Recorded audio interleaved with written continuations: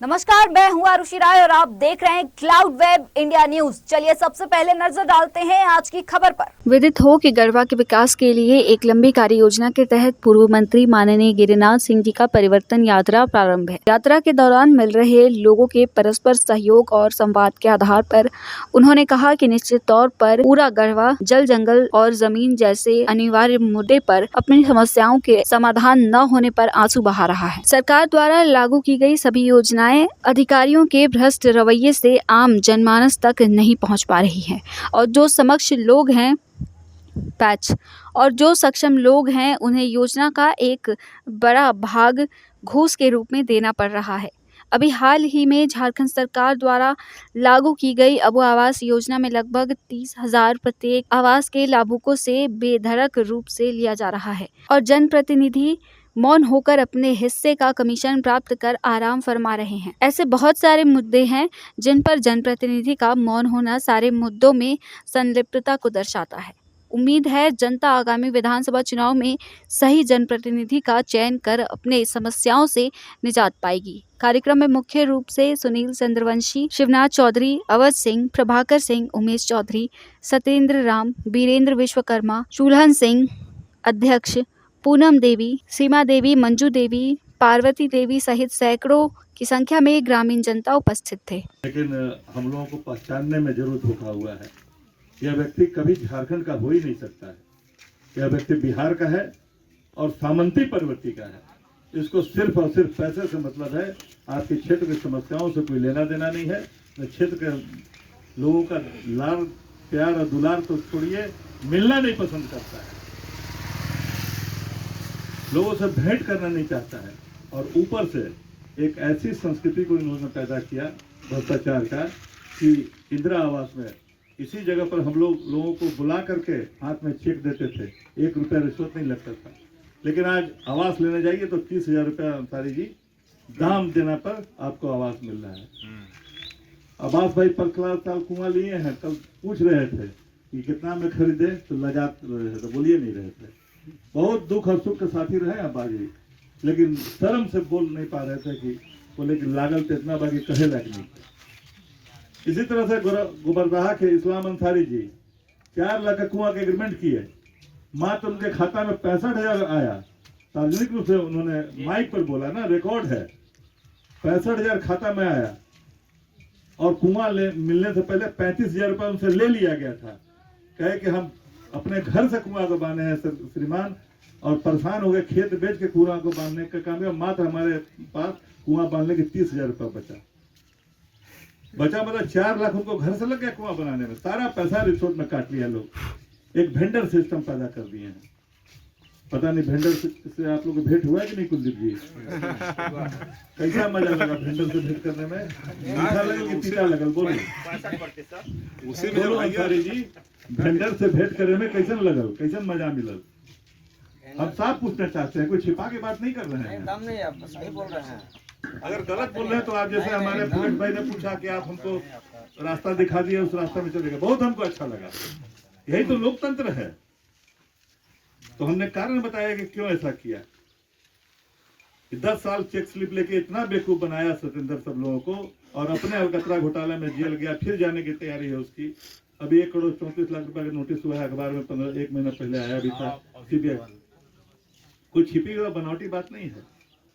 ठाकुर जी को हम लोग जिस दिन जीते थे, मैंने टेलीफोन से कहा कि देखिए शरीफ, समझ लीजिए, लिख लीजिए डायरी में लिख लीजिए कि सारे गरीब गुरबा जो सामाजिक न्याय जिसको बोलते हैं, हीरालाल जी जो सामाजिक न्याय के लोग हैं, उनके द्वारा आपको जिताया गया है। हम नहीं वोट दिए हैं, उनके द्वारा वोट दिया गया, इसलिए उसका सम्मान कीजिएगा।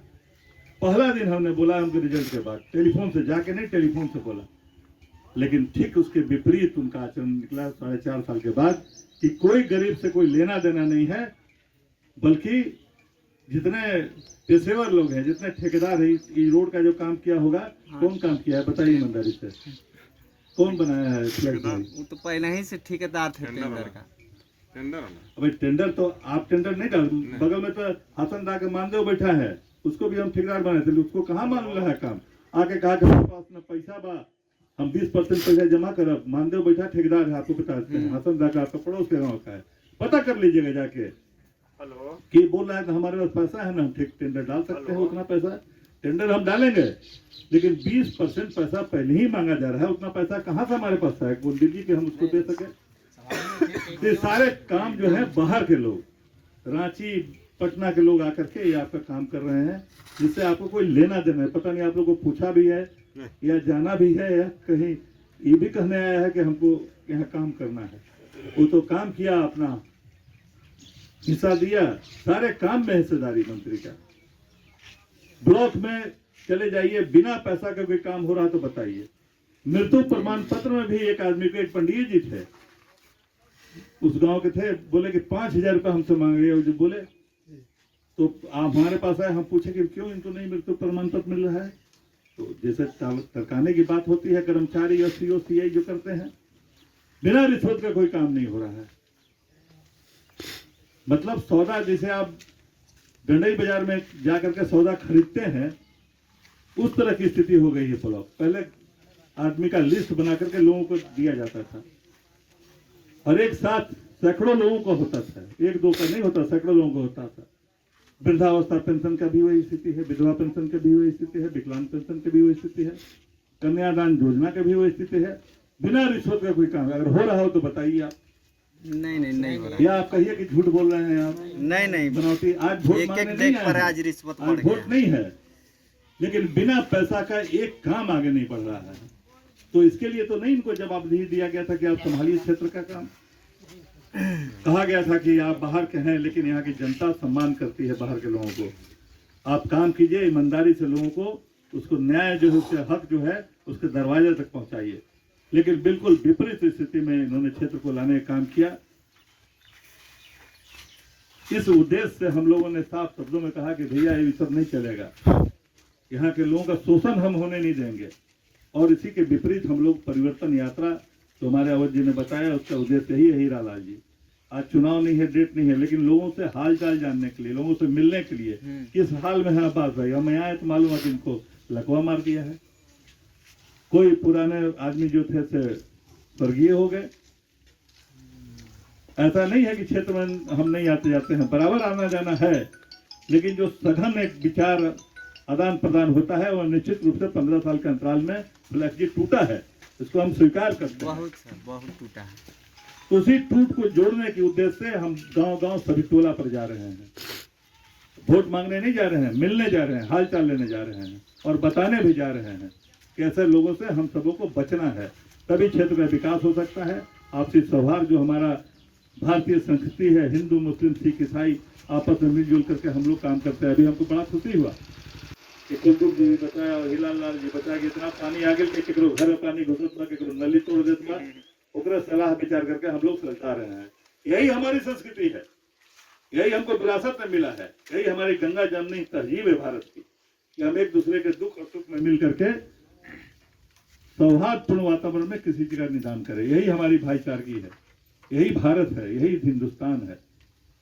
इसको कायम रखना है हम लोगों को, इस संस्कृति को, और आगे भी इस विरासत को बढ़ाना है। जो नौजवान हैं, इनको पता नहीं है कि हमारे बाप दादा किस तरह से निभते थे, इन लोगों को बताना भी है, एक जगह सलूक करके सभी लोगों को।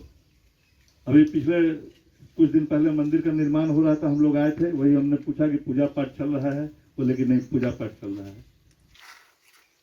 तो हमारी जो अभी मुहर्रम था, सभी लोगों ने मुहर्रम का ताजिया निकाला होगा, आप लोग भी उसमें सहयोग किए होंगे। अब घर के माता बहन निकल के जाते हैं ताजिया के साथ साथ। यही हमारी संस्कृति है, यही हमारी पहचान है हिंदुस्तान की, जिसको हम लोगों को कायम रखना है। और साथ ही साथ आपको अपने अधिकार का भी उपयोग करना है। आप अपने अधिकार से वंचित शोषित होने के कारण गलत बिचौलिया लोगों का चारागाही बढ़ गया है ब्लॉक में। पहले ब्लॉक में हम लोग वीडियो कह देते हैं कि भैया अगर नौकरी करना है, वेतन आपको लाख रुपए 1.5 लाख रुपए सरकार देती है, तो आप ईमानदारी बरतिए, जिसका जो अधिकार है उसको दीजिए। इसलिए उम्मीद मत कीजिए कि इंदिरा आवास में आपको पैसा मिलेगा। कैंप लगा करके हम लोग वृद्धावस्था पेंशन, डॉक्टर को रख करके, अगर 60 वर्ष की उम्र नहीं होता था, डॉक्टर से सर्टिफिकेट दिलवा के उसकी स्वीकृति दिलाते थे। आज विपरीत स्थिति है, कोई पूछने वाला नहीं है।